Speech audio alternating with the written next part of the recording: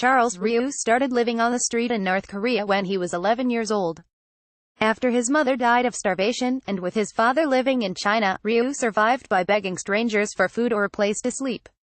Now 23 years old, and living in the U.S., Ryu and other North Korean defectors say the historic meeting between President Donald Trump and Kim Jong-un was an unprecedented opportunity to address the egregious human rights abuses in their home country.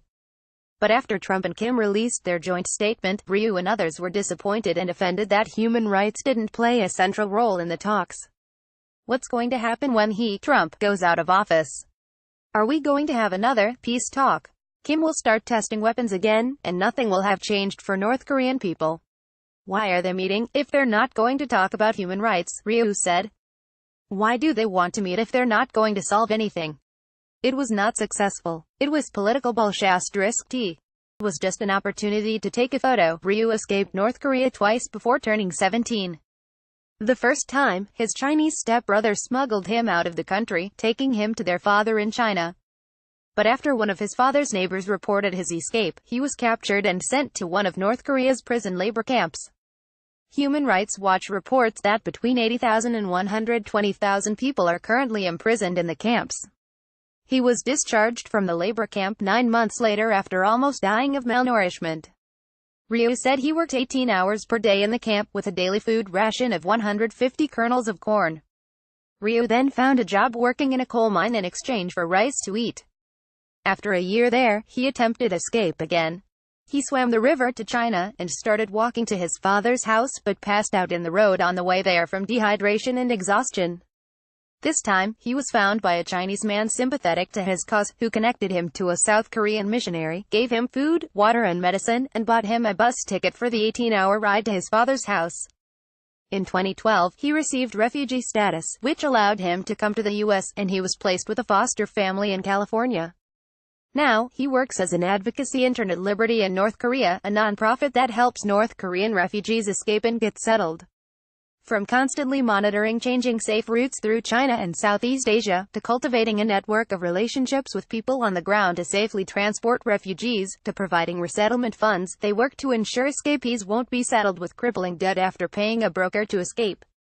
Many experts and North Korean advocates were surprised that human rights didn't appear in the leader's joint statement, especially because Trump has referenced the topic in the past, including at his first State of the Union, when the president hosted defector Ji Seong-ho.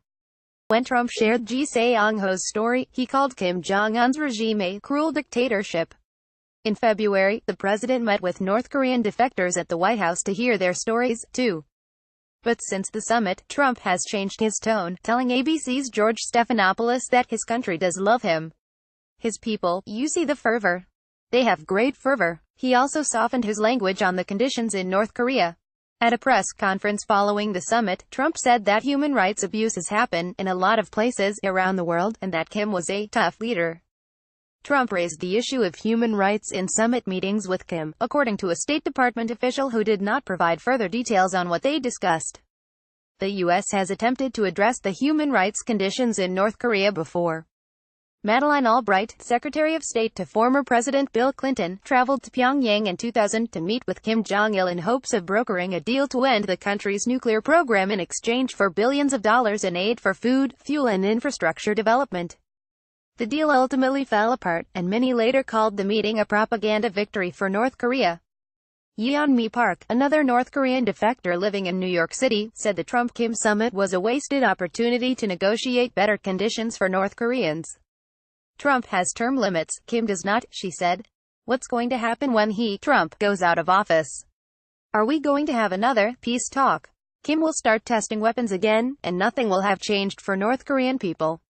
An outspoken activist for North Korean human rights, Park, 24, garnered international attention for her lecture at the 2014 One Young World Summit, in which she recounted her escape from North Korea in 2007, sharing that she watched a Chinese broker rape her mother and that they walked through the Gobi Desert in Mongolia, eventually reaching South Korea in 2009.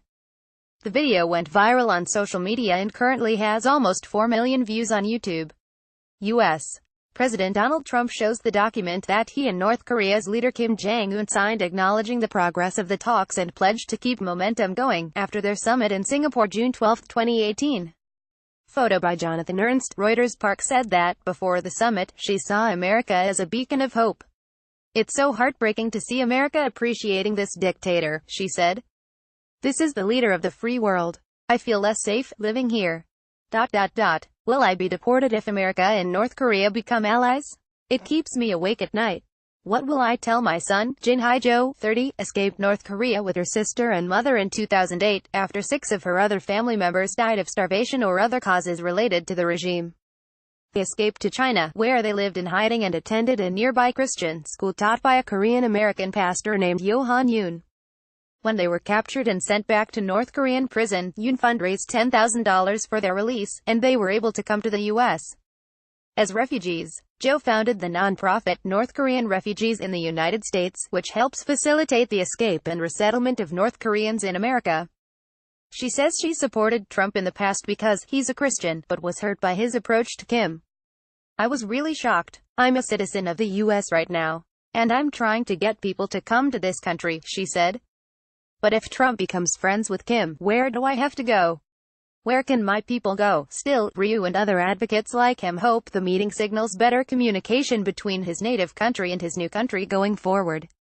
Ryu thinks open communication between North Korea and the rest of the world will eventually help improve human rights conditions, because they could lead to expanded trade and economic growth down the road.